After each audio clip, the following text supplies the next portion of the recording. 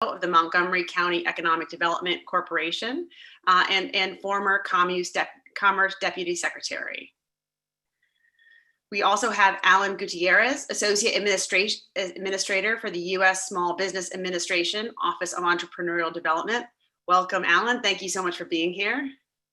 And finally, no relation, we have Donald Fry, President and CEO of the Greater Baltimore Committee. Mr. Fry has been President and CEO of the committee for some time, one of the most influential business and civic organizations in the state of Maryland. We will also be joined today by Secretary Kelly Schultz from the Maryland Department of Commerce and Rhonda Ray, the Managing Director.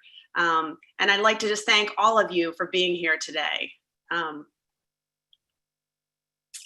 In the interest of making sure we're efficient and on time, I just want to ask my fellow senators, if you have any questions, please send them to my Chief of Staff, Nithin, and we'll make sure that we get them asked in proper order.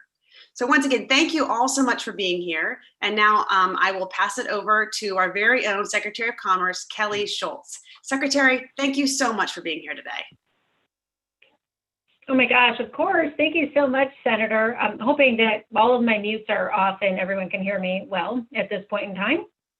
I have been on and off Zoom meetings all day, so it's always interesting to see if the settings on my computer transfer over to everybody else. But thank you. I really appreciate it. Assuming, Senator, you can hear me, just a little nod. Okay, all right, good. Thank you. And what a great idea this is. And I just want to acknowledge that, unfortunately, when I received this invitation, I'm in back-to-back Zoom calls. I just got off the Legislative Black Caucus meeting with their economic development team, and I have to go on to another Zoom call right after this with other legislators. But it's really important for me to be here and for you to know that Rhonda Ray, who is the leading expert on everything when it comes to economic development, statutes and legislative agendas and ideas over the course of the past, Rhonda, I'm not gonna pull you under the bus, but a couple of decades, that she has a lot of history.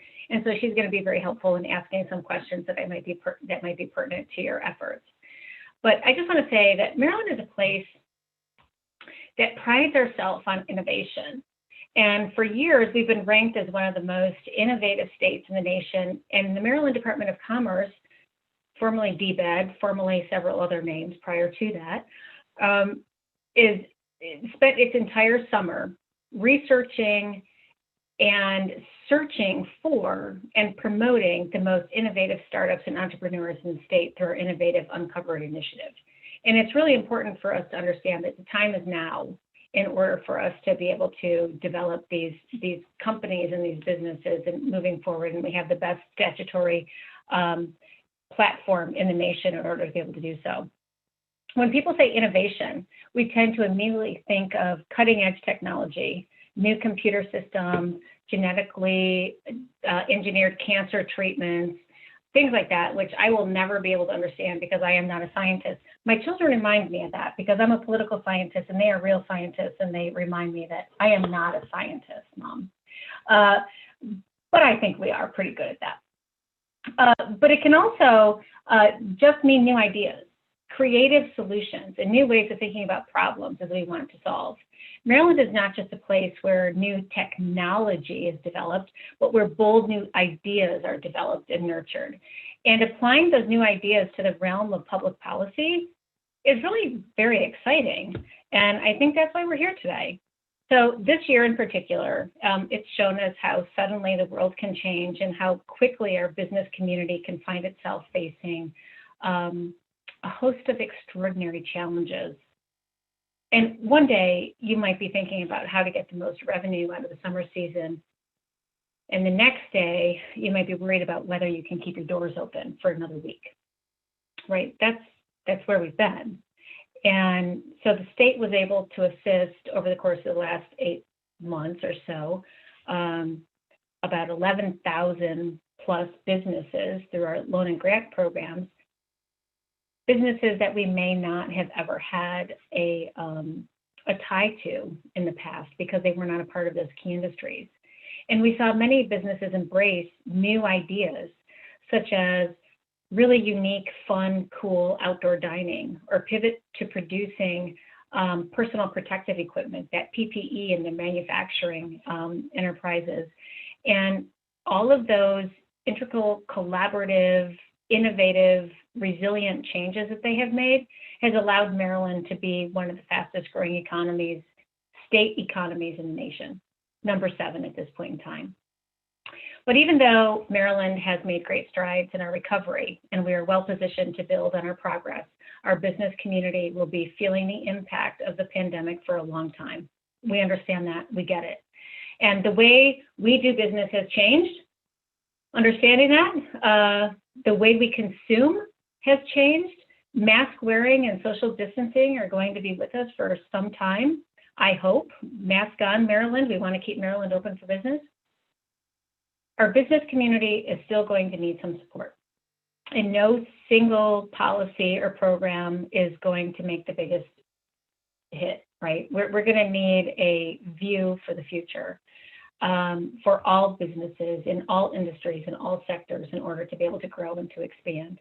So we're excited to see a lot of bold new ideas, and I'm always interested in that as a scientist, a political scientist per my degree, and it needs to be a team effort. And I'm pleased that our team at the Department of Commerce, the Small Business Development Center, the University of Maryland, the senators, of course, in this group are coming together in order to be able to look at what some of those ideas might be moving forward in the future. So thank you, Senator, for your time and for your passion.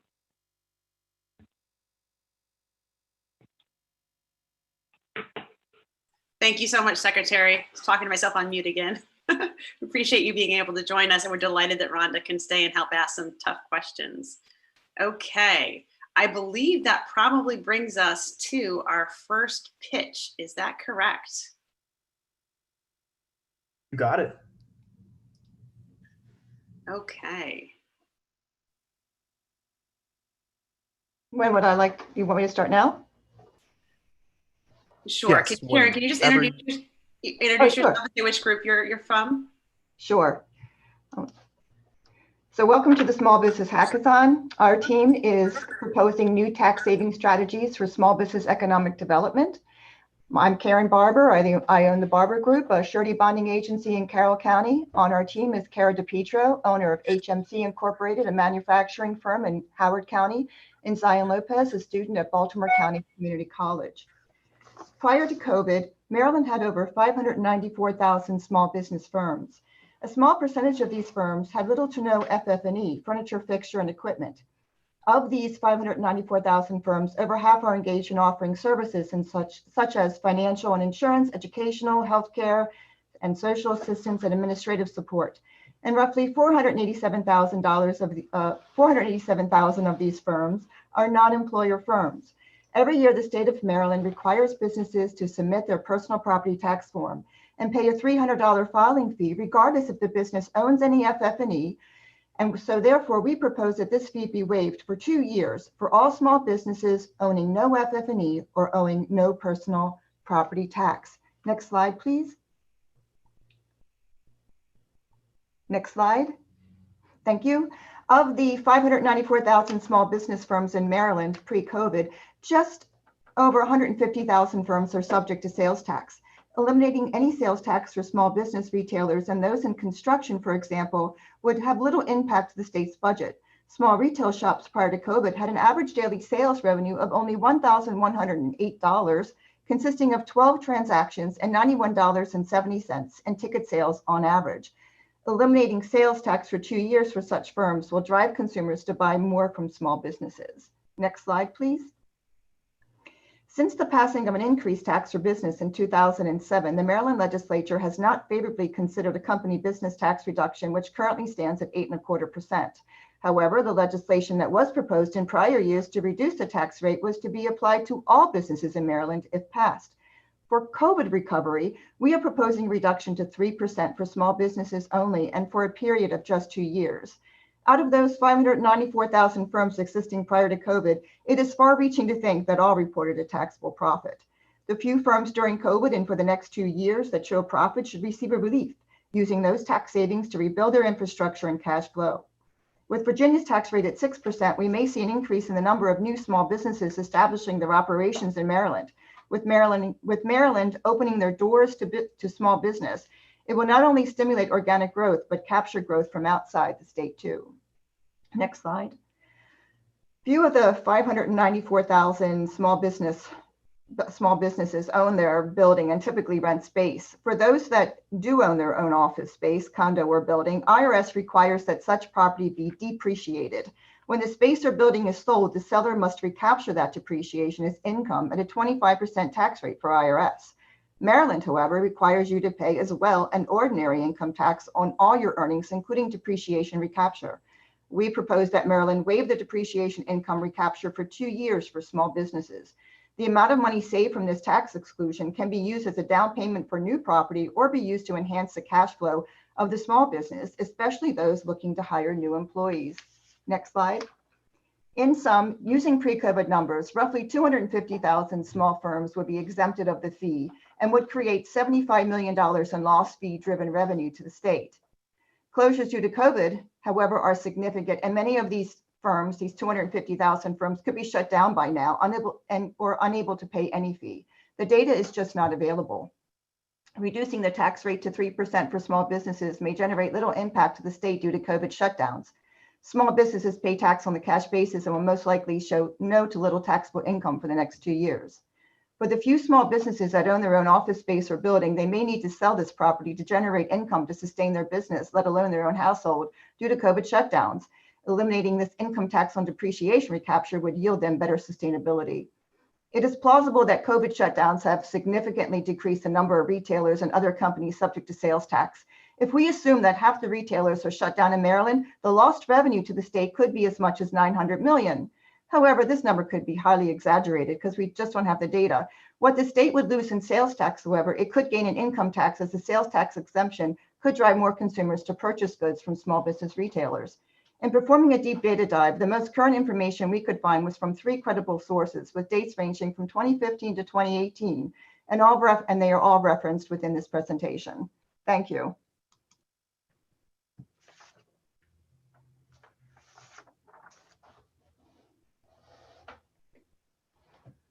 Karen, thank you so much. That was perfect. Exactly 5 minutes. I've been practicing. Can I ask that we stop sharing the screen and that our expert panelists come on to ask questions? And I believe our first question comes from Kaylee Locklear. Hi, everybody. Erin, that was a great presentation. Definitely some things that we're hearing from smaller businesses. So I just wanted to clarify 2 areas in your presentation, and there was some data that was being used. So my first question is, what was exactly the definition of small business that was being used? Were you looking at the amount of employees or perhaps the revenue size of the business? I think that would be really important for us to understand. And then my second question would be, again, waiving these filing fees is something that comes up all the time. If it's already been paid, is there an interest in having a conversation about retroactive reimbursement then from the beginning of when businesses were shut down? So those are my 2 questions. Thanks. Okay, so on my presentation or on our presentation, there are hyperlinks to the resources that we used. So you can press on that and you can see that we use the SBA's data for Maryland concerning any small business definition. And I use their numbers. They came up with, their last numbers for small business go back to 2018, 2017. So there's nothing for 2019 and nothing for 2020. So back then there was 594,000 small business firms by their definition, encompassing all industry segments that they have listed. And as far as the fee, we're proposing to start December 31st, 2020, and go to 2022. So you wouldn't have to worry about retroactively going back and reimbursing. Excellent. I think our next question comes from Don Fry. And again, thank you very much. It was a great presentation, and I had some of the same concerns that Kaylee had with respect to the size. The definition of small business is always very important to know. A lot of the times the personal property taxes themselves, although assessed at the state level, are paid to local government. you're looking to waive the filing fee. What about the actual taxes itself? Are you looking to have those waived? And if so, have you talked to any local government entities about that situation? No, we're just talking about the fee itself. I mean, I personally have an insurance surety agency. I don't own any personal property and I have to pay the fee. And there's many, I mean, there are a lot of, there's about 150,000 small business firms that are like mine, service industry and, healthcare. They still have to send in that form and pay $300 regardless if they owe any tax. So for those who don't owe tax and for those who don't have personal property, I feel like you can send in your form without paying a fee. Why pay a fee? Thank you. Thank you again. Okay, we're moving fast and furious. Senator Doug Peters has a question, and then I'm going to, I guess that's going to be the last one for this round. We're going to move on to our next pitch. Senator Peters. Thank you, Katie. Senator Rosepep is on the line, and we put a bill together, I think it was about 2 or 3 years ago, where the filing fee would be waived if the company could show that they had a retirement plan in place, or if they were willing to start a retirement plan in place. So that bill was passed, and generally we funded it every year. I know with the budget cuts, we've had to remove some of that money, but that was a creative way, I thought, of making businesses think about their employees with retirement plans and also waiving the fee. So I just thought I'd give you a little history on that. That's awesome. Unfortunately, and I think that's a great idea, but I know personally that a lot, because I deal with the construction trades, a lot of them had to go into their IRA and cancel them because of COVID. So that trigger is not going to be there for many people. All it requires is for you to set the program up. Oh, okay. Okay. Yeah, good to know. Thank you very much. Apparently we do have one more question, and I'd like to turn it over to Margaret Wood. Hi. Have you considered in your small business definition to only apply to those impacted via the pandemic and put that in as a justification in order to get the filing fee waived versus all small businesses? Hi, Margaret. And I just have to tell you, she won our DW Distinguished Women's Award for the Girl Scouts this year. So right on, Margaret. But no, because I think that would be very difficult to police. And I think, it's a very simple thing. If you don't own property and you don't owe the tax, then you don't pay the fee. And it's a very thing, and it's only for 2 years. We're not asking you to take this in perpetuity. And if it's doing well for small business and COVID is going to impact us more than 2 years, then, don't sunset that provision, let it go, just do it at 2-year increments until you see some better sustainability in the small business world. Thank you. And Bob Orr, you have the final question. Thank you very much, Karen, for a great presentation. Just one question about the reduction in the business tax from 8.25 to 3%. It seems to me like that's really in a different category than the other pieces of your package. And if I heard you right, you said that you thought because of lockdowns that the state would not be heavily affected by this in terms of revenue generation. But if it really would not significantly affect revenue generation, it's probably also not going to do much good for the businesses. So could you drill in on that one, on your calculation of how much of a reduction in state revenue and how much benefit to the businesses you would expect from this part of the package? Sure. We tried to run those numbers, but without data for 2020, I have no idea what kind of income was reported from small businesses in 2019 and what they're going to show for 2020. So I know that from the SBA information that the average incorporated business owner makes about $52,000 in income. Now, I don't know what they make in business income. That was their ordinary income. So I tried to find numbers on adjusted gross income, but couldn't find it. So my thought process was to have the state do it. Tax, what do you call it, a committee to find out from the comptroller's office that data, because it's just not public right now. But my idea of that is that the state's going to say, oh my gosh, we're going to lose so much tax revenue. But theoretically, you're not, because if the small business reports income on a cash basis, most likely, I would say majority of them are going to show a loss or try to. And those that do, I think, hey, hooray for them, but don't penalize them this year or next year. Try to reduce that rate down as low as we can. And because of the amount of income that'll most likely be so small, the state could go down to 3% and not suffer any harm, but it would mean so much. So like, let's say a company earned 50,000 in revenue, the business did. I mean, they would pay $4,500 in tax versus $1,500. That delta is significant to that business owner, but it's not going to be that impactful to the state. And so that was the idea there. And it would be an easy bill to get passed because it wouldn't have such a huge impact. Karen, thank you so much for your presentation. I know it's always hard to go first, and you did a great job. I'm going to keep us moving along because we've got 7 more of these to go, okay? Thank you so much, everyone. Thank you. So next up under our economic ecosystem group here is, I just lost my, is Lisa Creason with the Small Business Ecosystem Policy Group. So Lisa, you are on deck. Okay, thank you very much. The Maryland Small Business Ecosystem Policy Group was comprised of business owners, SBDC employees, and employees and faculty of the University of Maryland. Next slide, please. COVID-19 fears continue to reduce small businesses' cash flow and impact their workforces. Small businesses are struggling under the strain of decreased revenue, which confounds their efforts to retain skilled workers. Employers with diminished revenue might reduce employee hours or compensation. Workers may lose their footing as unemployment benefits end without any opportunities to have learned new skills or advance.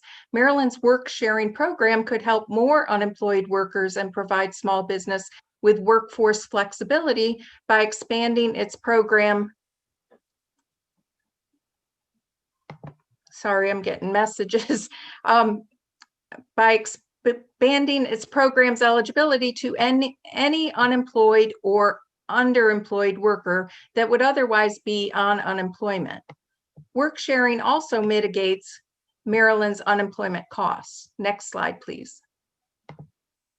Small businesses often lack sufficient funds to retain experts in specialized fields such as legal, accounting, technology, or marketing. A database could be created and managed by UMD's Quest. Then businesses that are registered with the state of Maryland would be invited to opt in and create a profile sharing their capabilities. Then any business that provides technical assistance and capacity building, education and youth services, or job and self-sufficiency training at no charge are eligible to apply for tax credits equal to 50% of the value of the money, goods, or real property contribution through the existing DHCD tax credit program, Give Maryland. These tax credits can encourage businesses growing businesses, developing partnerships, and developing student job skills opportunities. Next slide, please. Our research led us to past or existing programs that could be expanded on or copied. As already mentioned, the expansion of the Maryland's work sharing program, allowing employers to hire any workers that would otherwise be collecting unemployment from home. The compensation for these positions would be a combination of the partial continuance of state unemployment checks, with the employer funding the gap between the reasonable pay and the unemployment check. A program like SHA's BDAP program would improve a business's internal processes and systems for increased business efficiency, competitiveness, stronger capacity, and sustainability. Small businesses in the private sector could benefit from a networked program like SBA's Mentor Protege program, creating an opt-in database of businesses and their capabilities would elevate a small business's chance of getting work from other businesses for sustainability. Next slide, please. The work sharing program benefits the state by reducing the full freight of unemployment with an employer offering a paycheck for partial unemployment.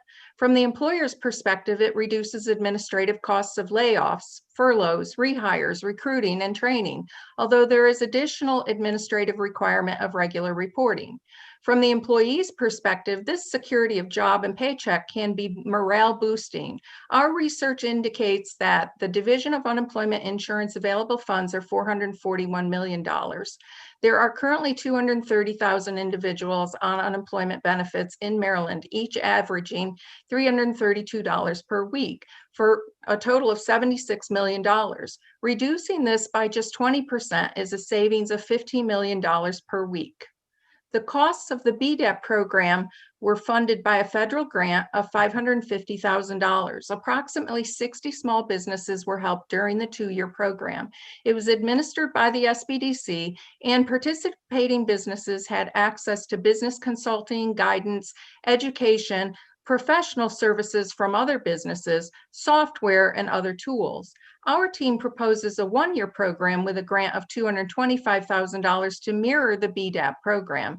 In all, our proposal relies on the existing Maryland work sharing program, expanding the definition of eligible hires, and stands to save the state money, optimistically $15 million per week, plus an existing tax credit program, Give Maryland, the creation of a business networking database at no cost, and a reinvention of the Business Development Accelerator Program, or BDAP program, for private industry, estimated at $225,000 to assist 30 businesses the first year, including an outreach component to make businesses aware of these programs, as it has become evident that the existence of these programs needs to be advertised.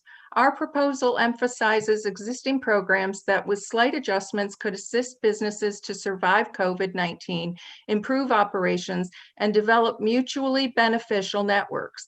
Our team believes that this proposal could bridge the talent and diversity gaps, ignite a new paradigm to develop untapped talent, and strengthen the ecosystem statewide. Thank you. Thank you, Lisa. That was awesome. I timed you and it was like exactly 4 minutes and 49 seconds. That's great. So now I'd like to invite our expert review panel to come back and ask a few questions. And once again, if we can focus on kind of short questions and short answers, that will give us exactly 5 minutes. Thank you. Who's got the first question?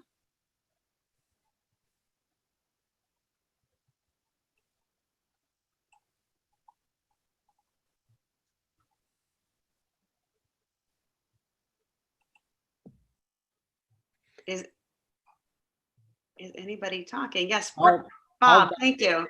If while we're waiting here, Lisa, Bob, we're here. I just wanted to see if you could unpack your calculation that that the 1-year program that mirrors BDAP would save the state $15 million per week. Can you just unpack that for me? I'm trying to understand where that the volume of savings comes from. Oh, okay. No, that was a crossover. So the Maryland work sharing program, when we did the calculations of what it's currently costing, our calculation was based on by expanding the eligibility. So let me just say this. My understanding of work sharing program right now is that the employee that benefits from it must be an existing employee. So what we suggested is that we open it up and say that an employer can hire anyone and benefit from the work sharing program. And so that was where the $15 million came from. Great, thank you. The BDAP would cost money. Thank you. I was confused, and that clarifies it. Thank you. I talked fast. Thank you, Lisa. And our next question goes to Dr. Wu. But I want to thank you for picking up on the work share program. It's something that Senator Rosapepp and I have worked on. And I believe that rehiring a person directly onto work share is currently covered under the FAQs, but I can follow up with you offline. Dr. Okay. Wu. Thank you, Senator. Lisa, I had a question for you. Thank you for the presentation. Certainly trying to help support displaced workers is critical for us to get to the other side of this crisis. And for workforce development programs to really succeed, we really need to have a federal, state, and local partnership. And I know within the limited confines of your presentation, you talked mostly about the federal, but can you explain how we're going to have the localities participate in this, especially since they're going to be on the front lines of trying to help these workers get to new jobs? You may see, we actually were looking at this as state programs. And so maybe the confusion thinking that it was pointed at federal is because we are borrowing from programs that the federal government had championed in the past, but we were looking at these to be copycats, but state within the state, not federally funded for this. Does that make sense? Did I answer the question? What about the role of localities and their workforce development programs and work source programs? I may not know the answer to that. I'm sorry, a little bit more technical than I'm familiar with the unemployment part of it.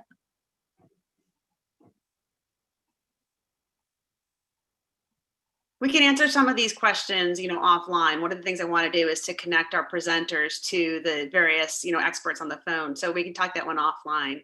That was a great presentation, Lisa. Thank you so much for stepping up. Thank you. We have one more presentation in this ecosystem category, and that is the Small Business Pandemic Response Ecosystem Policy Group. And the speaker is Mehul Shah.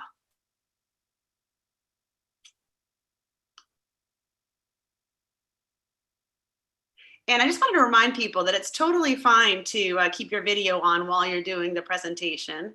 And also that we are streaming this live on my Facebook page, and it's been shared to a couple others, and that is Katie Fry Hester, MD9. Mehul, if you're there, you're ready to start anytime. Great, thank you so much. Sorry for the background color as well. So we are the MD Small Business Pandemic Response Ecosystem Policy PrEP group. And our goal is to strengthen our economy safely and securely. The team is listed below. I'll dive right in. So before I start my presentation, if I can kindly ask everybody 2 quick questions as a survey, and you can just send as a message your response. First question is, if anyone over here has been contacted over phone by a COVID tracer, if you can just say A, yes or no. And second question is, if anybody has a guesstimate, not a complete detailed breakdown of the numbers, but even a guesstimate, how long will this last and how much money will needed to be provided for small businesses to thrive? Just a yes, no for part B. So I'll dive into our presentation. What we are proposing is a policy for retail businesses to practice safekeeping. Yes, they are doing it, but still as a policy coming in, it'll be much better. And also a use of a digital safe pass system. Now, we truly believe this is the future. This will be the norm. And we think we are currently now at a position that we should adopt and accommodate that. We could be the first trendsetter county, association, or a state to engage businesses to revive and thrive. And this benefits listed on the slide can be realized to everyone. Imagine we go out to eat. There is one scary thing for all of us, the unknown, if the place is safe. That with this solution, we will curb and will reduce the overall impact. And as I said, this is the ecosystem. It's a self-sustaining, scalable model.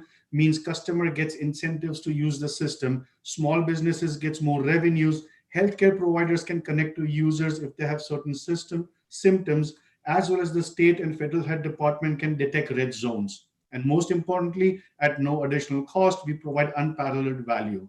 Next slide, please.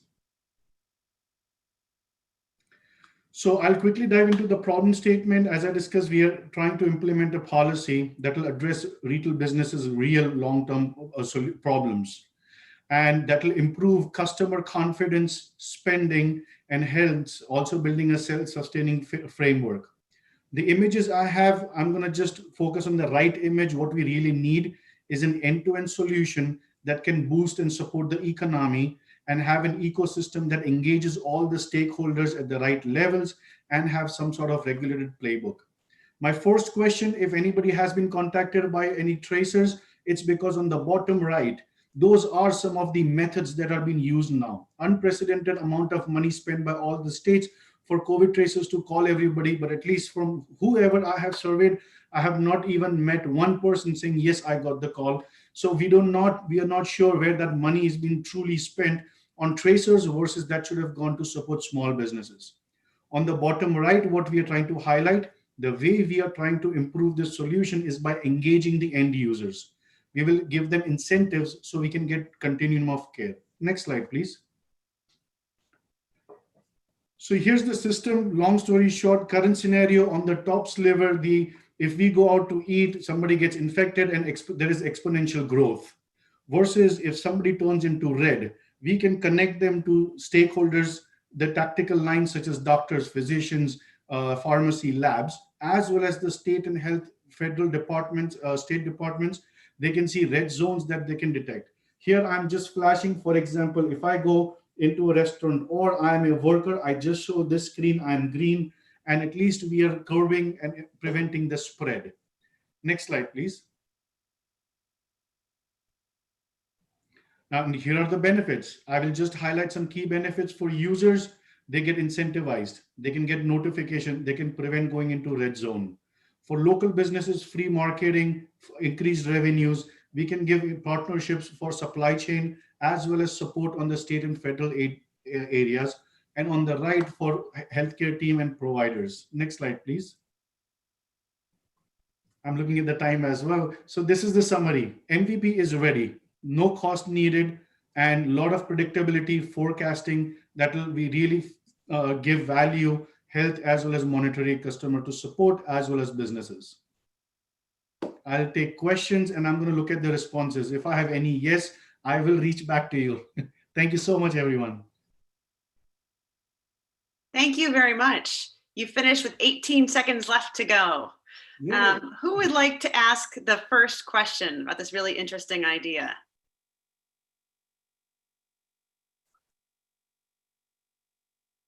I know Senator Rosapep would ask. Are you there, Senator Rosapep? I'm glad to point out maybe two issues that are going to come up, and I know there's a couple senators on this call that are going to appreciate what I'm going to say.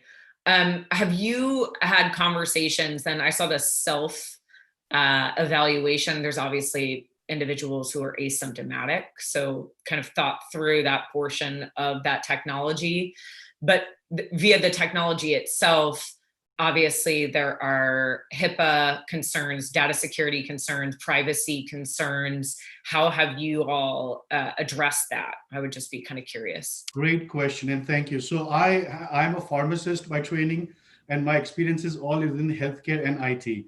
So we address all the HIPAA questions, no health related information.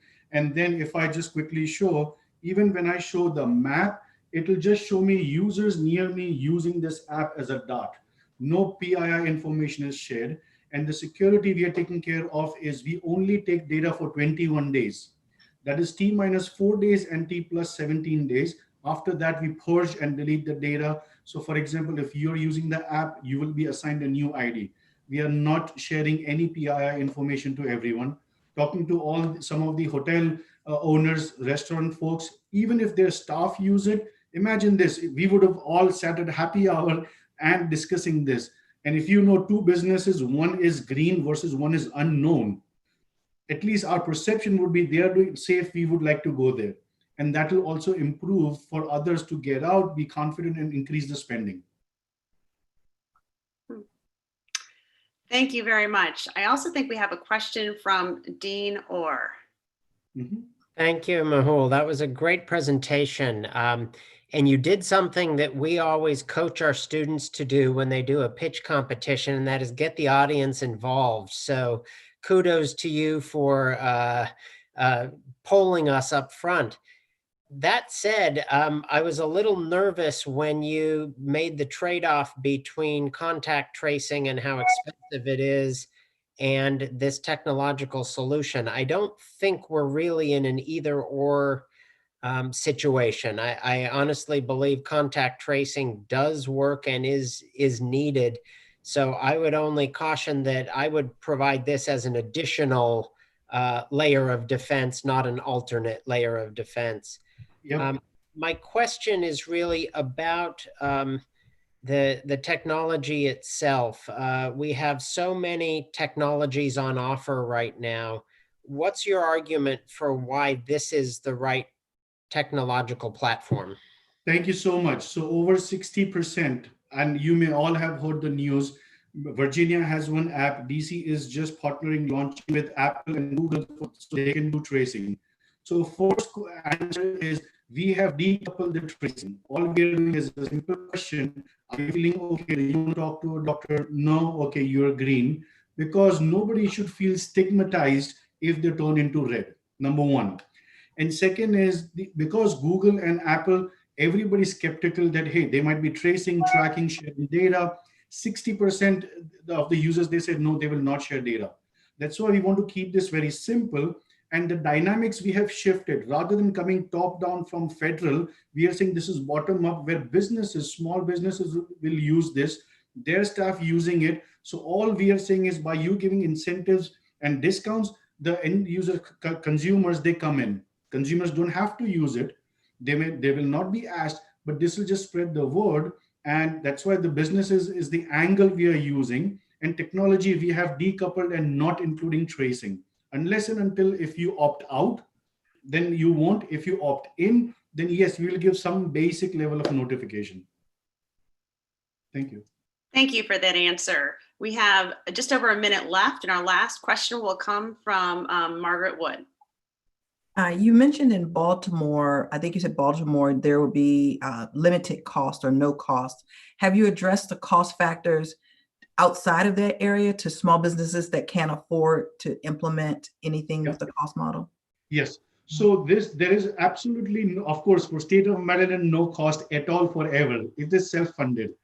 But for other businesses, never any cost. For end users, never any cost. Where the money revenue piece would be if other states want to implement it, if they want to customize it, or if they want some special reporting and everything, that's the only area where there might be some cost model, or if certain businesses want to advertise. But it will always be free for small businesses as well as end users to use and leverage this. Thank you so much. And if I may, sorry, just there's one big question on the chat for security. All this is protected. No PII information is ever shared. So even if the best case you get a notification or you see on the map, you will see a green or red dot. You would not know who that person is unless you are on a 10-mile field and there is only 2 people, then you will know who that person is. But other than that, no information is shared. Thank you very much. And that was the timer. Appreciate it. Okay, so now we're moving right along to, oh, sorry, it's my other phone. Moving right along to Stephen Colella, who has worked with the Nonprofit Support Initiatives Group. And once again, we know that nonprofits aren't businesses, but they are employers. And so we've got one presentation on how we can help them. Over to you, Stephen. Great, thank you so much. And actually, I really appreciate that introduction because it ties directly into the first point that our team would like to bring forward. And that is the suggestion that we resolve to increase awareness of nonprofit support and resource programs. Essential services to creating nonprofits through both foundation and through successful operation need to be cataloged and made readily available. Similar to small business support services that are often broadcast through at all levels of government, from local economic development agencies to the State Department of Commerce, all the way up to the Small Business Administration and federal agencies. So services including nonprofit startup and counseling, legal and organizational assistance, training and technical assistance, and as well as tax credits and state funding are all critical to the success of a startup nonprofit. And we need to make sure that we have resources to support those areas. Developing and making public this nonprofit resource directory would provide clear and concise information to founders and operators on what help is available, and centralizing the development and maintenance of this directory, possibly under the Department of Commerce, would go a long way. Finally, it allows us to identify shortfalls in nonprofit resources and work together to fill them. Next slide, please. Second, to Senator Hester's point, we should conduct a quantitative analysis of nonprofit economic impact statewide. We need to collect, review, and publicize valuable nonprofit economic impact data, which would include quantifying the tangible values where community services, such as the cost of private versus public implementation, employment, as well as commercial and non-income and sales taxes would come into play and would be generated by our nonprofits throughout the state. In order to do this, we can partner with existing public and private entities that conduct similar research, such as the organizations listed here. And we can also formally recognize that nonprofits, although they are not small businesses, are a vital component of a healthy Maryland economy. Next slide.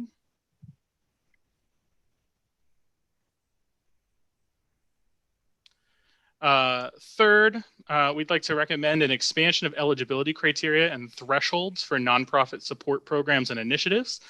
This would include things like relaxing or waiving requirements for 501c3 status for certain nonprofit support initiatives, to include organizations without status, but that are organized on a not-for-profit basis. This would also include redeveloping the eligibility language of this programming to account for fiscal sponsor relationships, which account for subsidiary organizations based out of larger fiscal sponsors or fiscal agents, such as community foundations and foundations located at institutions of higher education. And finally, we'd also like to recommend a differentiation between faith-based organization and houses of worship. We feel that this plays an important component in the difference between the tax liability faced by houses of worship and community service organizations with a faith-based mission. Next slide, please. Identifying nonprofits that are heavily impacted during times of crisis and directing additional support to them. Maintaining a catalog of vital nonprofit organizations that are likely to be heavily impacted by economic disruption, such as nonprofits that are major employers facing fundraising shortfalls due to reduced giving, nonprofits with small operating budgets that also provide essential services, and nonprofits that are funded primarily or substantially by municipal, county, state, or federal funding. And finally, also offering alternative methods of calculating award ceilings for grant programs when limited by operating budget, such as the Maryland Nonprofit Recovery Initiative, for organizations with non-traditional operations and or high volumes of in-kind contribution. Next slide, please. And lastly, we want to recommend potential expansion of programs such as the Community Investment Tax Credit or the creation of a similar program. We'd recommend allocating additional funding to the Community Investment Tax Credit and similar tax credit programs to leverage private dollars to provide immediate funding to nonprofits. This provides nonprofit organizations with tax credit incentives to encourage maintenance of and or increase current donations, while also opening the door for new donations. It also allows the state to leverage private cash on an immediate basis to support nonprofits while deferring expenditures for the state. We would also recommend to allow for an emergency round of tax credit allocations by competitive and or need-based application.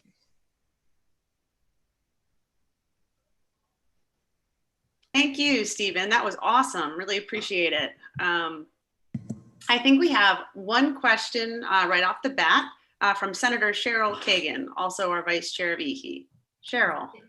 Thank you, Senator Hester. Stephen, congratulations. Thank you for being a nonprofit voice here. From the very beginning, under Senator Hester's leadership, this bipartisan small business caucus has included nonprofits as part of its agenda and priorities. So your being here just fits with that. And I really want to thank you and thank my colleagues for that kind of support.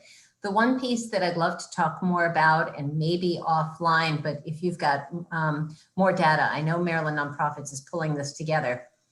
When people think about fundraising challenges during coronavirus in the nonprofit sector, they primarily are thinking about food pantries that are just getting deluged with folks who have never needed food before. They're thinking about homeless shelter if we start coming up with evictions, battered women's shelter because of the rise in domestic violence.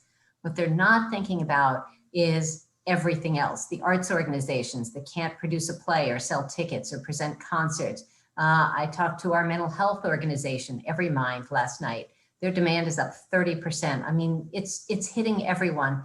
And as business owners and everyone are either losing jobs or worried about losing jobs or losing income, revenues are down. People are not making the same size donations. And so I don't know if you want to expand or expound on that anymore, whether you've got any access to data or whether that's a conversation you and I should have offline. But that was a really important part of your presentation. So thank you for including it.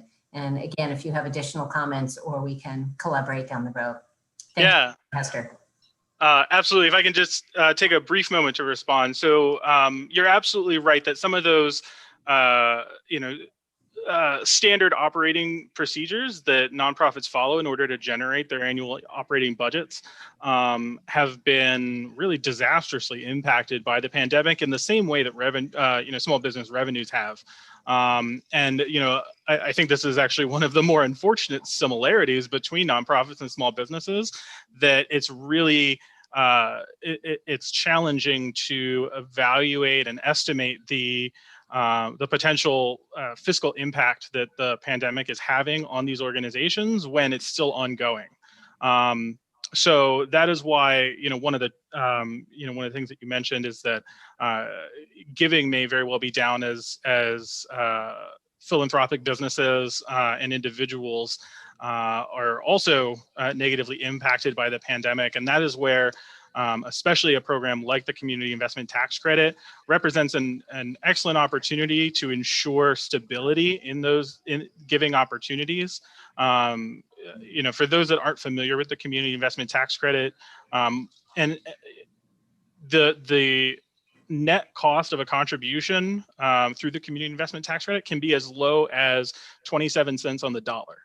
And so an individual or a business that donates $10,000 in deductible funds to an organization can in turn recoup $7,300 of that contribution while giving the full $10,000 to the organization itself. So it really it allows us to leverage those private dollars to tackle some of those revenue shortfalls. Which I think does a lot to help sustain those nonprofits while some of the other data that you're referring to remains uncertain. Thank you. Thank you. Thank you, Senator Kagan. Thank you, Stephen. I think we have time for one more quick question. President Wu, do you have a question? Yes, thank you, Senator Hester. First, let me acknowledge Senator Kagan as one of the biggest champions of nonprofits in the state.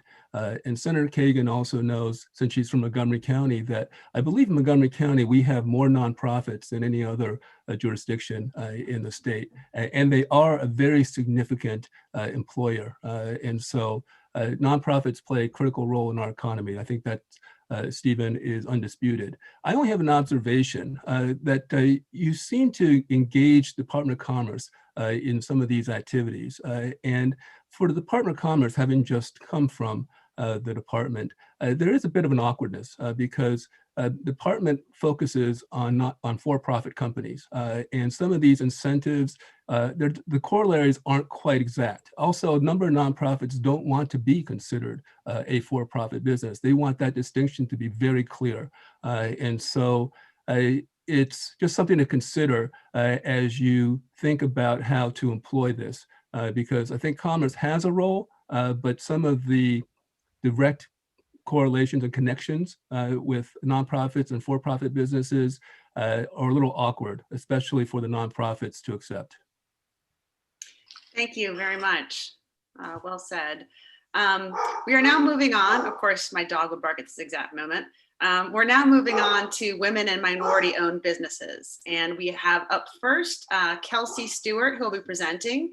And she has a couple people, Albie Shane Felter, I hope I said that okay, and Craig Panos will also join for questions. So over to you. Hello. First, thank you to all who organized and participated in this hackathon. This presentation will outline our team's recommendations. The Women and Minority-Owned Business team is comprised of our advisor, John Deary, a student from the University of Maryland, Samantha Chu, and MDSBDC staff members, Ruth Chavez, Jennifer Hart, Craig Panos, and myself, Kelsey Stewart. In 2012, Maryland recognized 531,953 businesses with 414,238 or 78% of those being owned by minorities and women. Even though women and minority-owned businesses make up a substantial part of Maryland's businesses, they encounter a number of significant, unique barriers that other businesses do not.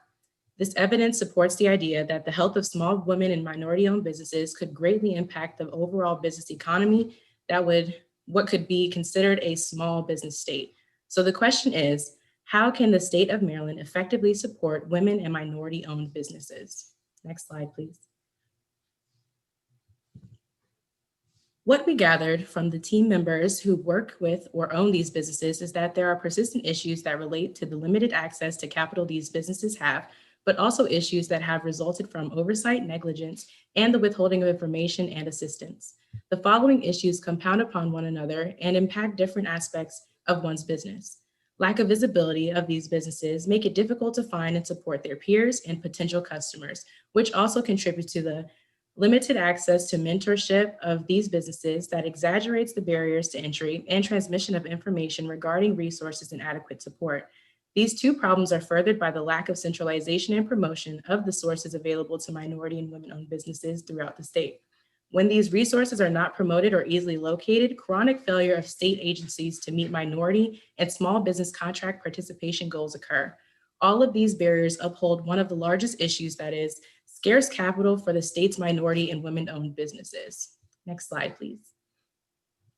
Small businesses' importance to the state and national economy is well documented, as well as the disproportionate amount of obstacles they encounter. Amid the global pandemic, these problems have been allowed to persist, and the lack of support is evident in the financial assistance programs that have been released in the last few months. An overwhelming majority of recipients of under $150,000 in PPP loans identified as white. This is astounding when compared to the substantial portion of businesses that are owned by racial minorities. These disparities are strongly correlated to the lack of knowledge and promotion of available resources. This was demonstrated earlier this year when the COVID-19 Emergency Relief Fund from the Maryland Small Business Development Financing Authority had funding allocated to the COVID-19 Emergency Relief Loan Fund in June 2020. But when they began processing applications under this new program in July 2020, they received $20 million in requests for assistance within the first 7 weeks of the funding period. When people are made aware of the opportunities and provided with constant updates and comprehensive application assistance, it is made apparent that those who need the resources will do what is necessary, provided they have adequate knowledge, access, and support. Next slide, please. After an analysis of the existing issues, the task force recommends the following with their costs listed beside them. Creation of an online directory of Maryland women and minority-owned businesses for the purpose of facilitating communication and support between these businesses, increasing visibility for organizations who support these businesses, enabling establishment of a mentor-mentee opt-in program for easy identification of new and established businesses to facilitate support by business incubators and other mentoring organizations. The revival of the SACF grant program, which provides for up to $2,000 in professional services support per business. Grant funds go to reduced fee professional services firms to assist the small businesses with building online capabilities, accounting, legal issues, and business operations. Online publication of a user-friendly comprehensive directory state programs, and agency support to women and minority-owned businesses. Strict enforcement of the 63 state agencies of minority-owned business contract participation goals and the 70 agencies with small business reserve program goals with stronger consequences for failure to reach annual contracting goals. Establish formal channels between the Office of Small Minority and Women Business Affairs and private trade associations and other business groups representing the interests of women and minority-owned businesses. Next slide, please. Using the SBA's definition of fewer than 500 employees, there are 477,000 small businesses in Maryland. If our program can impact 47,700 or 10% of the state's small businesses by helping them produce an average increase of $1,000 to the state in taxes and fees, then the state will receive a $47 million in revenue, making that $400,000 cost equate to 118 to 1 return on the state's investment. The reality is this: if these businesses are well patronized, it will lead to a boost in the economic development of the state. Providing connections and networks increases visibility, which is a low-cost solution to minority and women-owned businesses that have to do the legwork against larger businesses in areas such as marketing and networking. Thank you for providing the opportunity to work with an amazing team on a persistent issue and for your time and consideration today. Thank you so much, Kelsey. That was a great summary of both the problems and some solutions. Before I start the timer, I just wanted to say that there's actually a group in Portland who's developed this database of companies selling to companies and also to the state government. And so I'd like to, if you connect with my office, I'll connect you to them after this. Awesome, Do we have any questions for this team? This is Rhonda. I have a question. Go ahead. Hi, Kelsey, fantastic presentation. And I have to tell you that the questions and issues you raised have been the ones I've been facing the nearly 25 years I've worked with the Department of Commerce. And I think now is the time that we really try to move the needle on getting information out to our small and minority-owned businesses. And when everyone's talking about diversity, equity, and inclusion, we start to need to put some action behind all the words. I had a couple of questions for you. Can you tell me what the SACF grant program is? Yeah, hi, this is Craig. I work with Kelsey. That's the Strategic Assistance Consulting Fund. And it's my gosh, is that a program that we used to have at Commerce where we provided grants? It's been retired for several years now. It's a $2,000 grant, and it addresses the deep needs of small businesses to compete now, to compete online. Right now, they're getting crushed by larger business, but they could compete a lot more easily if they had an online presence, and it's not hard to do. And question for you, I think, what was the dollar amount associated with that, $400,000? Well, that would help 200 businesses, I mean, as a pilot program, but that would pay for itself in the sales tax that a minimum wage hire would pay in a year. I mean, this is a no-brainer. It's a very high ROI effort. And one other question I had about either an online portal for information or online resource book for all the resources that are out there. I think one of the questions that always comes up, because I've heard about portals that we should have for technology assistance for entrepreneurs and connecting techies. How do you keep that information fresh? Who's responsible for maintaining that data? And I think that's one of the challenges that always comes up when you talk about these online resources. Someone's got to own it. We recommended using existing state IT staff to set it up and run it. Did you have a particular agency in mind that would be on the hook for that? I think in our discussions, we had spoke or tossed around ideas of businesses that already collect information of businesses. So we could almost petition to give or to collect a little more information that would be opt-in as well. So businesses could opt in and give their information as far as if they're minority and women owned. So in the databases where you're able to find or connect with funding and things like that, it could be centralized in something that already exists. So the information would in essence update itself, given the business's incentive of wanting to be recognized. So it's a good point. Because I know the MBE directory, which you could get online, doesn't capture every minority-owned business, because you're only in that directory if you feel it's to your benefit to become certified and actually bid on government contracts. But there are a whole host of minority businesses that don't fall in those categories. That was And exactly what we're trying we're to not- address here. Yeah, capturing. And the reluctance to come forward and list on a directory. But if businesses felt like they could help each other and contact each other and support each other, they would be much more willing to, we felt, to be on a directory. Is that right, Kelsey? Yes, I think the biggest thing here is that what we identified is that though money is, of course, a really big help, at the time, if that's not something that is able to be done, we have to address it. We have to address the smaller things that could change, make a lot of changes. So in order to just have some type of visibility in a way where minority and women-owned businesses can see each other and their potential clients can see them and find them in some way, that is an incentive on its own. I understand that there are probably a lot of other barriers that have to be overcome as far as businesses who may not want to give that identifying information, but we would just also have to have that written into a policy where that information is private and can't be used for other motives or anything of that nature. And that's only to the benefit of the businesses to, like I said, find their peers and connect with their potential clients and customers. Once the word gets out, the business owners won't feel as isolated and alone and lacking resources as they might. Greg and Kelsey, I'll connect you to Rhonda offline so you can continue this conversation. I just wanted to give a quick moment to Alan Gutierrez. We've got kind of negative 30 seconds, Alan, but I want you to get your question in. All right, I can't turn it into a positive. 30 seconds. Two quick things. Thank you much, Kelsey and Craig. Obviously, little self-interest here on potentially using the women business centers in the state of Maryland. I just expanded 2 new women business centers, and first time in a long time in Maryland. One with Morgan State, which is an HBCU that's never been done before. So I wanted to highlight that, and I opened one also in the East Shore. So now there's 3 women business centers in the state of Maryland. I'm going to give you a heads up on that. And obviously the sponsor and great supporter, SBDCs, certainly I think there's an avenue there for opportunity in your presentation in terms of getting, because they are performance and tasks on different areas that could be help and assistance for you guys. The only thing I was just curious about is the PPP, those numbers that you got on the slide. Were those numbers related to that you got off on the SBA.gov website? Yes, okay. For Maryland, for the state of Maryland. Okay.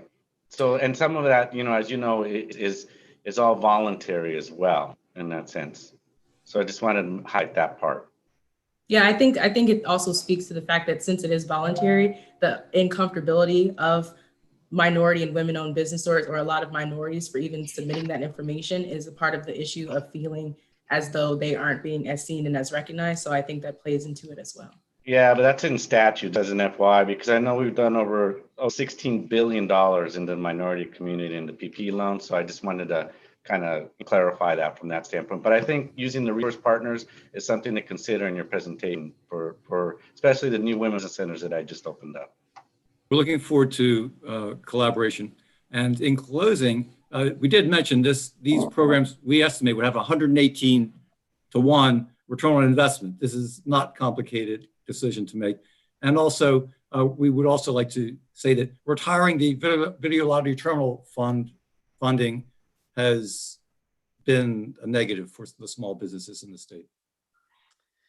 Okay. Thank you guys. I'm glad to connect with you offline.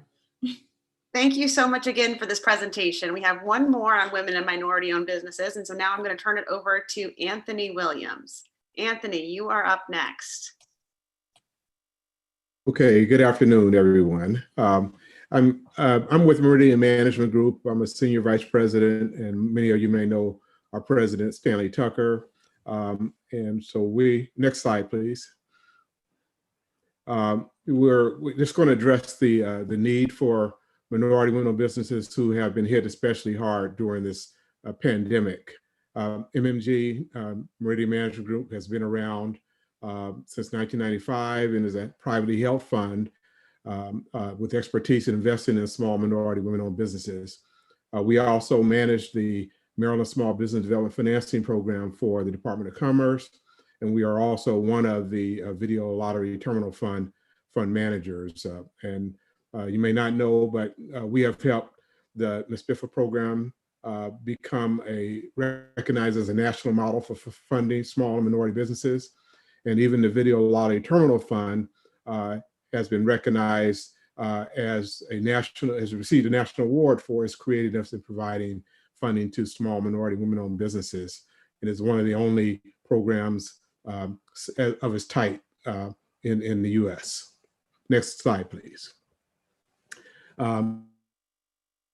We're going to constantly remind folks that capitalism without capital does not work. And the point here is that there's a consistent problem among small, minority, and women-owned businesses, and that is the lack of access to capital.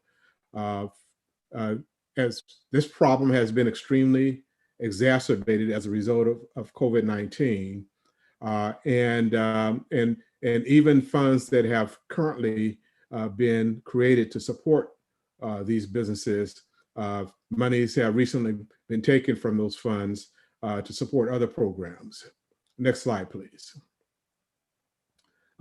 So the research continues to support the fact that through national, regional, and local studies, that including the latest disparity study in Maryland, it just confirms that lack of access to the capital for minority-owned businesses is still a major problem.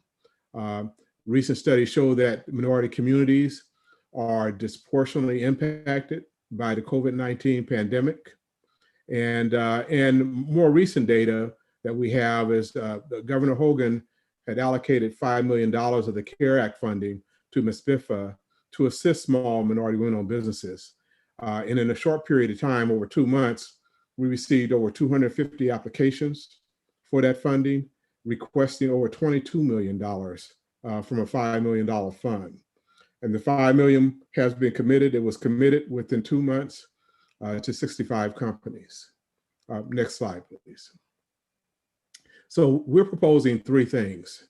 The first is we think that the Video Lottery Terminal Fund, which allocates a portion of the slot revenues to fund small minority women-owned businesses, should be protected so that folks can stop going to that till and redirecting the monies for other purposes. And we propose that a legislative initiative be enacted in order to protect that source of funding. The second thing is that because of the experience we recently had with the COVID-19 recovery relief fund, we think that the state should provide capital to support what we're calling the COVID-19 recovery fund, because clearly there's not enough capital under the existing program to assist the many needs of the small and minority women-owned businesses that have requested assistance. And once again, for the $5 million fund, we had over 22 million in requests for that fund, and we're only able to support 69 or so businesses out of the 250 businesses that requested it during that time period. Further, there's going to be an ongoing need for assistance for this segment of the business community for the foreseeable future. So we need to continue to provide capital to support these businesses. And then finally, we are recommending that, similar to the Video Lottery Terminal Fund, recreational marijuana legislation is going to be enacted in the state soon, we foresee. And we think that is another potential source of funding to support small minority women-owned businesses, similar to the VLT fund. So we're proposing that each licensed dispensary pay 2% of its annual gross sales into the existing fund account that is used by VLT to continue to help support small minority and women-owned businesses. Next slide. Okay, that's it. Thank you so much for that presentation. Sorry, you are right on time. Are there any questions for Mr. Williams? Hi, Rhonda. Hello, Rhonda. Hi, Anthony. How are you? Great presentation. And I am familiar with a lot of these issues, as Stanley and I have talked over the years about them. Question for you: with regard to protecting the 1.5% that is to go to the small minority women-owned business account from video lottery terminals. Are you proposing something like a lockbox? Is that what you are proposing to avoid what happened in 2017 when funds were, the budget committees made a decision to divert the funding for 3 fiscal years to cover educational costs? Yes, I don't know what the technical term for it is, but yes, essentially we're saying that the legislature should, put a freeze on and prevent others from coming and tapping into this fund, which receives an allocation on an annual basis. That whatever that allocation is, it should continue to be dedicated, devoted to the support of small minority women-owned businesses. And by doing so, it's going to have a positive economic impact, as we've been able to show over the past 5 years of the fund, of the 52 million that was allocated to it. Mm-hmm. Yeah, that ball is firmly in the court of our friends in the legislature and who are on this call. Anthony, it's Don Fry. Let me ask you a question as well with respect to the COVID-19 recovery fund. You talked about funding through recreational marijuana, 2% of the annual sales. Is that how you would anticipate funding that COVID-19 recovery fund, or how would you propose funding that? Well, we know that, funding, for the state is always an issue, and the state is always looking for other resources. So that is one resource that should be given consideration, whether it's COVID or whether it's just funding going forward. This would be an ongoing perpetual fund. So the need, and there could be some sunset, of course, in an assessment of future needs, but we know based on numerous studies now, including the state disparity study, that the need is ongoing. There needs to be alternative sources of funds identified to help support an allocation to these businesses. So she would see maybe a COVID recovery fund that would have a sunset, so to speak, but then also an ongoing funding source through ultimate passage of recreational marijuana and the annual assessment, annual revenues from that. Yes. Thank you. Anthony, if I may as well. So this is Kaylee from the Retailers Association. I thought you did an excellent job in identifying, just like Dawn said, a potential funding source is huge with so much uncertainty about where revenue will be coming from for our state in the future. Have you thought at all about how this would be structured? So maybe creating, we know in the first 5 years, many businesses fail as it is. So thinking about some type of incentive down the road. So maybe it starts as some type of loan program, and then a business surviving after those 5 years, perhaps it turns into some type of grant. And then I was also just trying to think about details around what exactly a business would be able to apply to the program for. So is it startup funding? Is it for equipment? Is it for actual infrastructure of their building or things of that nature? Or is it more operating costs? I just wanted some more details in there. Right. Well, I think it would be similar to what we have currently been using the relief program for, which has been pretty broad.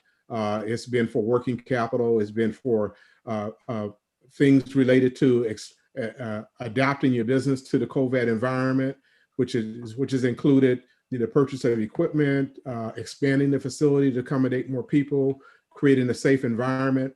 But it's also included, making payments on obligations that are owed as a result of the COVID situation. So it has been pretty open, and what we've done is the range of funding, at least under the current one, was from $25,000 to $100,000 to take in consideration the vast varying needs of the different businesses. And in terms of the structure, we just stability in the structure. We were dealing with that today with our non-COVID funds because we're still in the COVID environment, so we have to structure deals differently.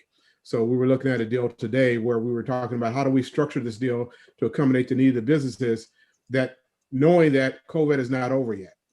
So we just have to be flexible in how we structure these deals and for repayment and structure them so that they can ultimately be recovered.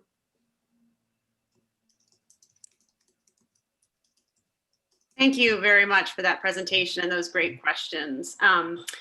We are right on time, everybody. We've had a bunch of really great presentations. We've got 2 more. Up next is Maryland's Child Care Challenge, which every working parent wants to hear right now. And presenting, we have Ruby Daniels, Christina Push, I hope I said that right, and Christina Lopez. Over to you all.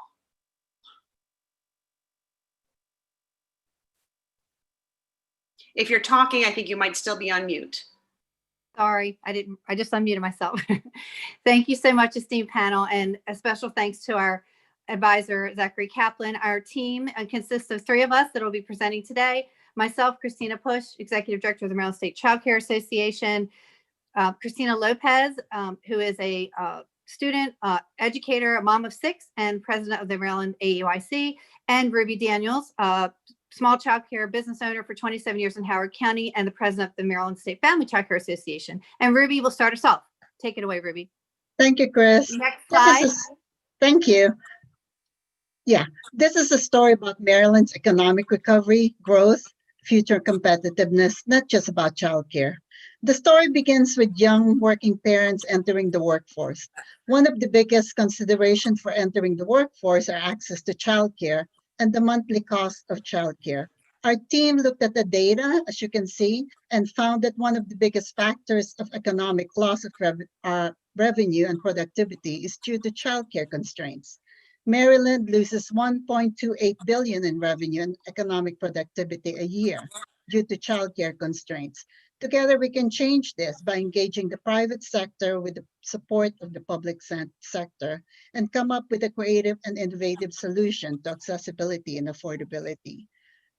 I would give this back to our team leader, Chris Bush, to expand on how we can make this happen. Thank you.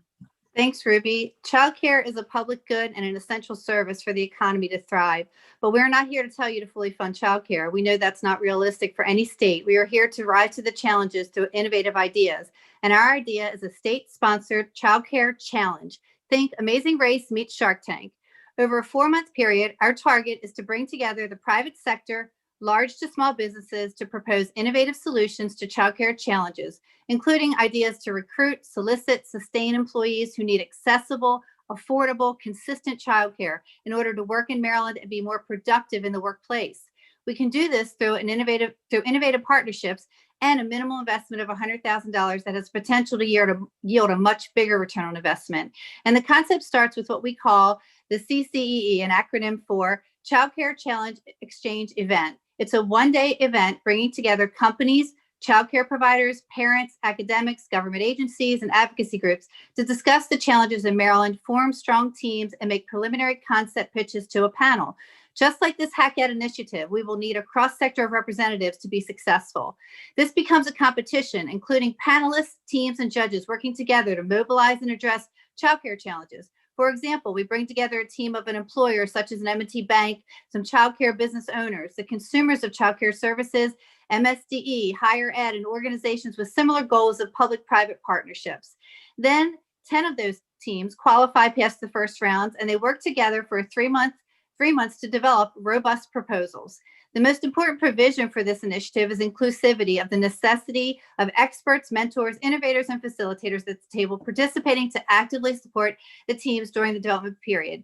And we end with, drum roll, please, the final pitch event, where a panel of experts selects 3 winning teams and then grants resources and provisions needed to pilot this concept. And the resources may not even require funding, but we're excited to find out. Our goal is to engage the private sector to create solutions for a public sector challenge.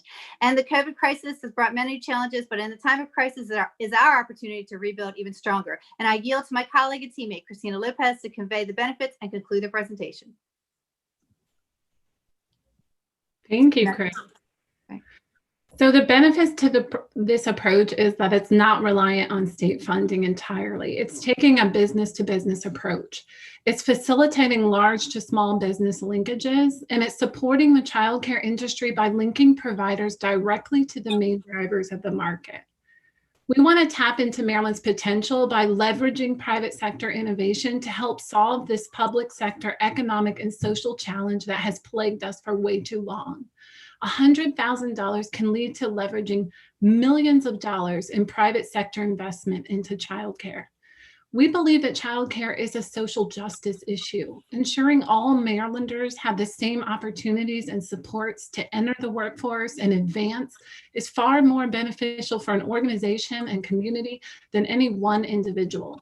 This approach creates greater levels of social inclusion and ecosystem diversity that will allow the best ideas to flourish, that will connect talented individuals from underrepresented backgrounds with opportunities for economic advancement and empower the best organizations to thrive. That is the Maryland that we believe in. Together and only together through these new innovative partnerships, we can rebuild the state's struggling childcare system, which is currently reeling from COVID-19. We can do it in a way that makes age-old problems like statewide shortage of affordable childcare largely disappear. And we can do it in a way that benefits families, companies, communities, and our state economy. This is not a conversation about prioritizing childcare industry over any other industry. It's about knowing how foundational childcare is to everything else this state depends on economically. Thank you for your time. Thank you so much for that great presentation. I love the business to business approach. Let's see, are there any questions for this panel? I don't have any questions. I think it was a great presentation. I will tell you that this is a topic that we hear about each and every day at Greater Baltimore Committee, particularly during the pandemic. And we know it's an issue that we need to be talking about. We've been talking internally, even from a legislative perspective. The initial $100,000 investment that you talk about, where would that come from? And then how exactly is that utilized? So I'll take the information about how it will be utilized. For example, the one-day event would be, have some costs surrounding that, as well as costs for the experts over a 3 to 4 month period to help the teams.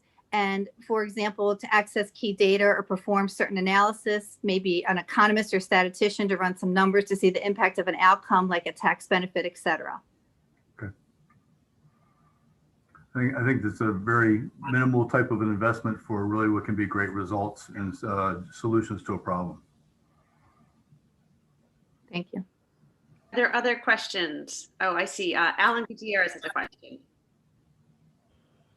Great presentation. I just wanted to, just an FYI, certainly it's a very important topic, and there's certain women business centers that we have across the country that have a curriculum base that help entrepreneurs that want to start and have a business that relates and caters to childcare. So, for example, I'd recommend the San Diego Women Business Center.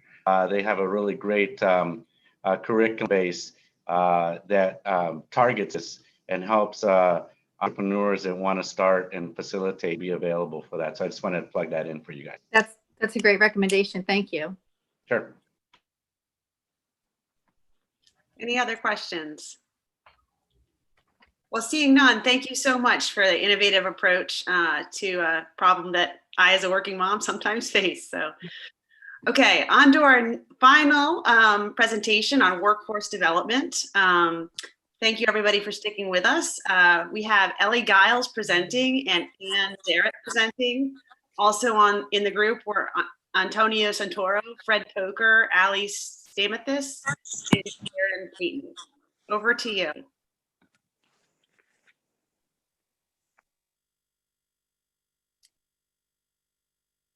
Good afternoon.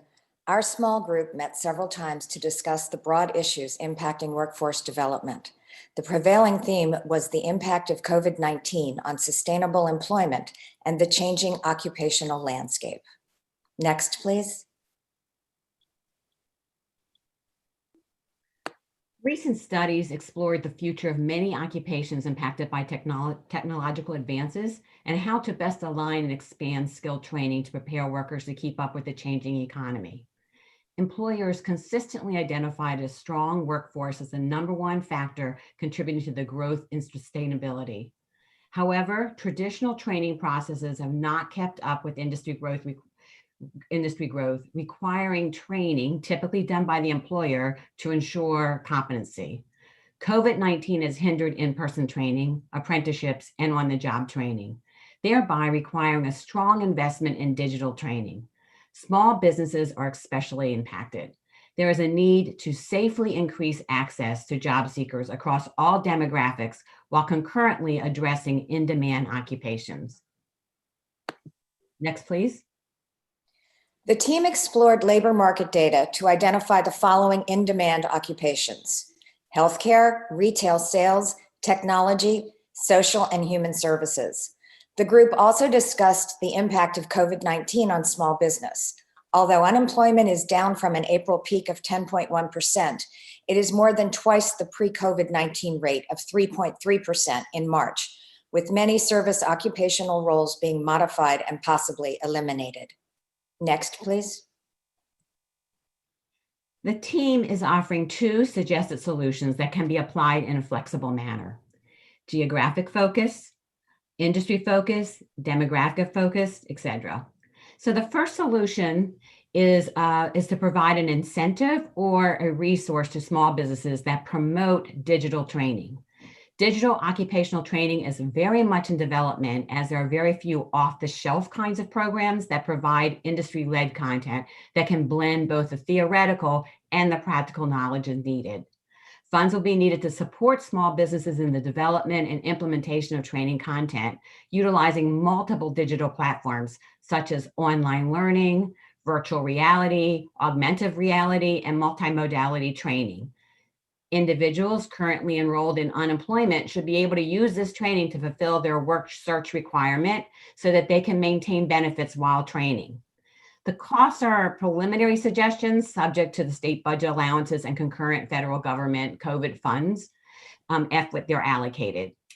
A $1 million investment would support the retention expansion of a minimum of 250 businesses that would recontribute to the state economy. These funds could be regenerated to support additional small businesses. The second solution expands the current Maryland Business Works program to be applied in a more flexible way aimed at occupational sectors that may not have industry standard credentialing requirements or registered apprenticeships. The current Maryland Business Works requirement that training must result in industry recognized credential eliminates eligibility to many of the newest occupations from benefiting from this program, such as cyber technology, life sciences, and craft beer. The proposed costs, again, are preliminary suggestions. The current allocation to Maryland Business Works is $500,000. In order to better reach a more diverse industry pool, we recommend doubling the initial allocation. Next, please. Both solutions enhance safe access for upskilling and reskilling workers to address the current and future occupational landscape. The return on investment is very high, as digital training materials are effective and efficient. After the initial cost of development, digital training has the capacity to reach more job seekers, provide consistent competency-based training that is consistent with occupational demands of the employer. This investment in the workforce development is regenerative by prioritizing the needs of the employers and the employees first, which in turn will spur economic growth across the state, preserve the safety net for the unemployed individuals while safely providing them self-improvement activities as they seek to regain the dignity of work. This measure will also fortify our small business sector, which is a vital and significant contributor to Maryland's economy. Thank you. Excellent. 13 seconds to spare. Let me hit cancel. Does anybody have any questions for our workforce development group?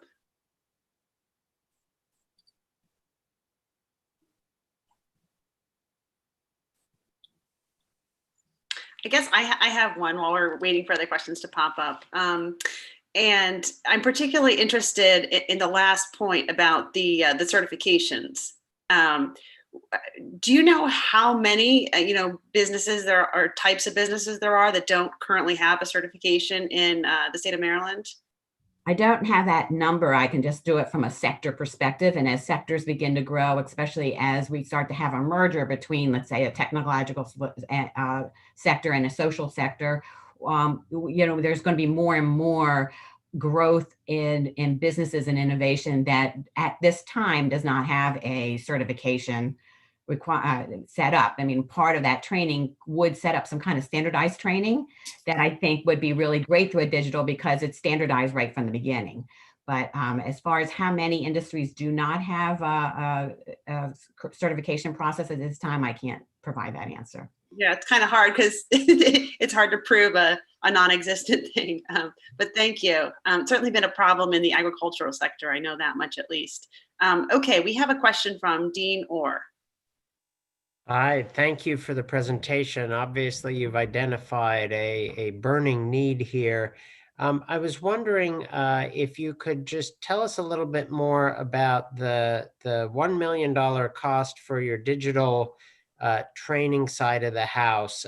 If I heard you correctly, this would support 250 businesses. How was that calculation made? And is $1 million is not a small amount of money, but how digital training is often not as costly as other training. So I'm trying to see how you got to your $1 million figure and how you translated that into 250 businesses.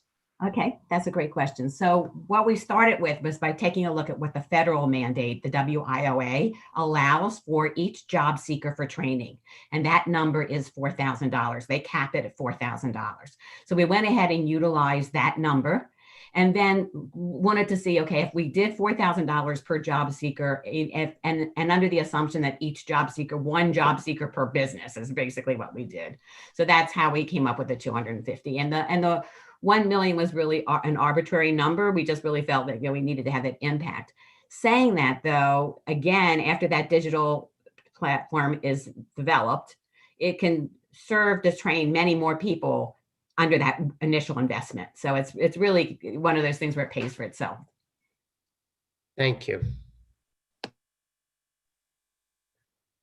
Any other questions?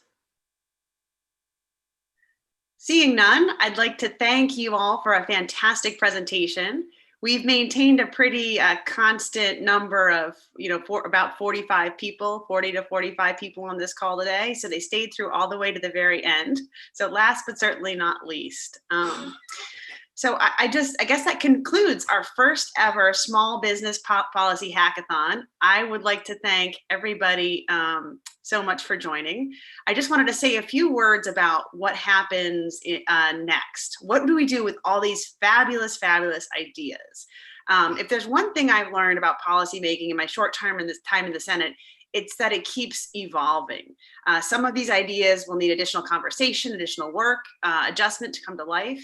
And one thing that our office can do is help to connect the people who are making the pitches with people on the expert review panel or anybody else who chimes in on the YouTube site. We'll make sure that we have those connections. And I'll just, please reach out to my office. My email is katiefry.hester@senate.state.md.us, and my staff will put you in touch. I also would just like to make it very clear that the decision to put forward or not put forward legislation is one that every legislator retains for themselves. And participation in this event does not guarantee an introduction of a bill. That being said, I really love what I've heard today, and I look forward to having continued conversations about all of these policy ideas moving forward. So once again, I'd like to thank the University of Maryland and SBDC for serving as the first ever hosts. We kind of jumped into this and decided we wanted to do it, and by gosh, we got it done. I'd also like to thank the members of the Bipartisan Senate Small Business Caucus. And we had Senator Kagan, Senator Peters, Senator Eckerd, Senator Rosapep, and a representative from Guy Gazzoni's office here today. I'd like to thank Secretary Schultz and all of our expert review panelists for asking such great questions. And of course, everybody who's tuned in today to watch on YouTube. I'd like to thank all of our presenters and all the work that went in behind all these great ideas in just a few short weeks. And I'd like to thank my staff. Nithin Venkatraman and Bridget O'Toole did a great job behind the scenes, working a lot of late nights. So they definitely deserve a few days off. So thanks again. I feel energized. I feel excited Maryland certainly has a bright future ahead of itself. So with that, have a good evening and stay safe, everyone.